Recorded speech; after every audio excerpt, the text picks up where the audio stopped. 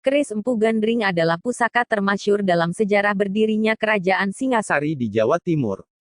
Keris ini juga terkenal karena kutukannya yang memakan korban dari kalangan elit Singhasari termasuk pendiri dan pemakainya, Ken Arok.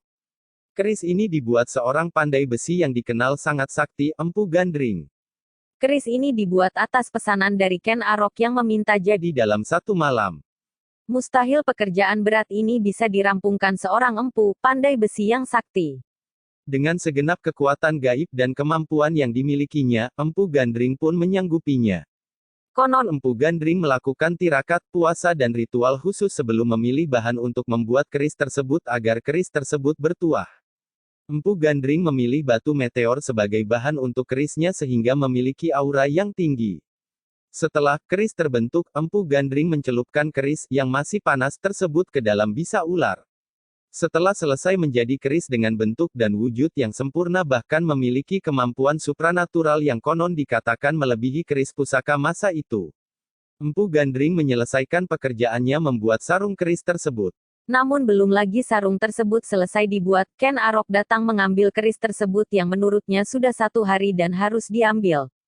Kemudian Ken Arok menguji keris tersebut dan terakhir keris tersebut ditusukkannya pada Empu Gandring yang konon menurutnya tidak menepati janji, karena sarung keris itu belum selesai dibuat, selebihnya bahkan dikatakan untuk menguji kemampuan keris tersebut melawan kekuatan supranatural si pembuat keris, yang justru disimpan dalam keris itu untuk menambah kemampuannya.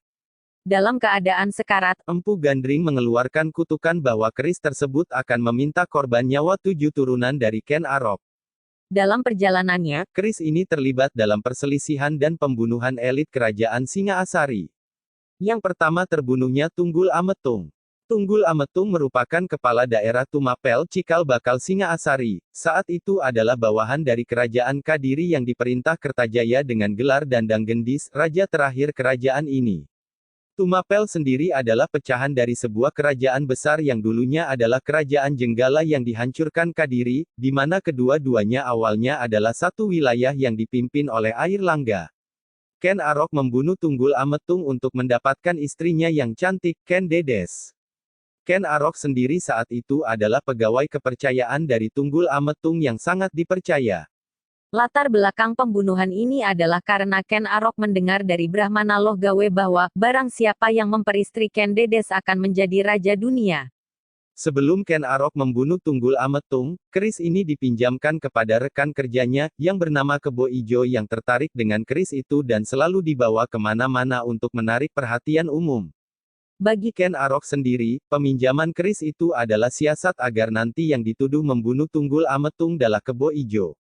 Siasat Ken Arok berhasil dan hampir seluruh publik Tumapel termasuk beberapa pejabat percaya bahwa Kebo Ijo adalah tersangka pembunuhan Tunggul Ametung.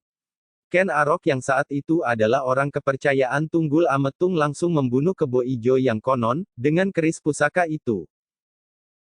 Yang kedua terbunuhnya Ken Arok. Setelah membunuh Tunggul Ametung, Ken Arok mengambil jabatannya, memperistri Ken Dedes yang saat itu sedang mengandung dan memperluas pengaruh Tumapel sehingga akhirnya mampu menghancurkan kerajaan Kediri. Ken Arok sendiri akhirnya mendirikan kerajaan Singhasari.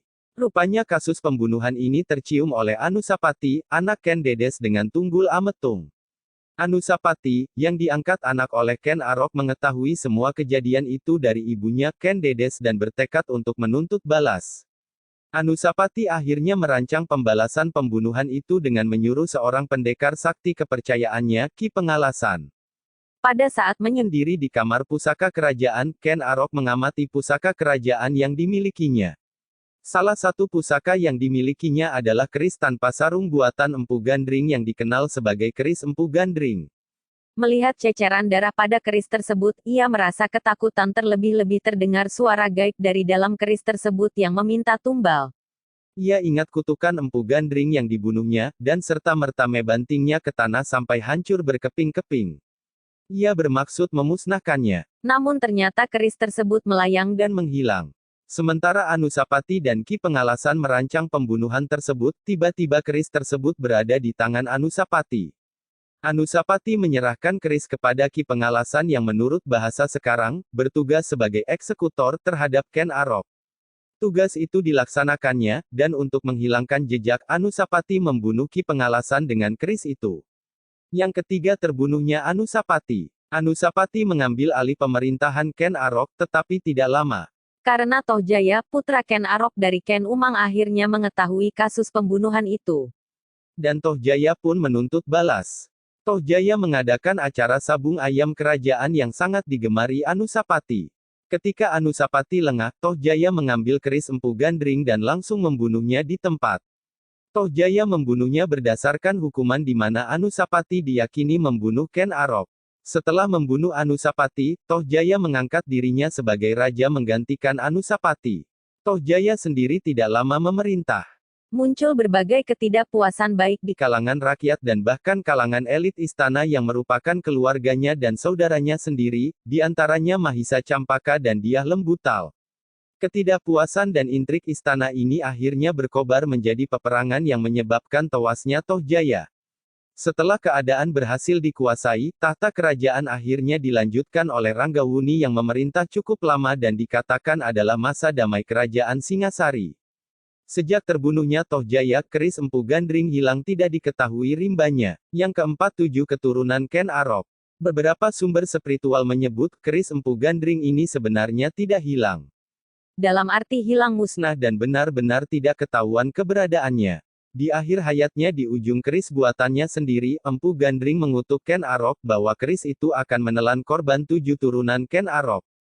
Dalam sejarah ataupun legenda ternyata ada 7 orang terbunuh oleh keris itu, yaitu Empu Gandring, pembuat keris Kebo Ijo, rekan Ken Arok, Tunggul Ametung, penguasa Tumapel saat itu, Ken Arok, pendiri kerajaan Singasari, Ki Pengalasan, pengawal Anusapati yang membunuh Ken Arok, Anusapati anak Ken Dedes yang memerintah Ki Pengalasan membunuh Ken Arok, dan Tohjaya putra Ken Arok dari selirnya Ken Umang tidak terbunuh oleh keris ini. Satu lagi yang terakhir adalah Ken Dedes yang mati oleh keris itu. Dan kemudian keris itu diambil oleh Raja Jawa yang memiliki kesaktian luar biasa untuk memusnahkan keris itu dibuang ke kawah Gunung Kelut di Jawa Timur.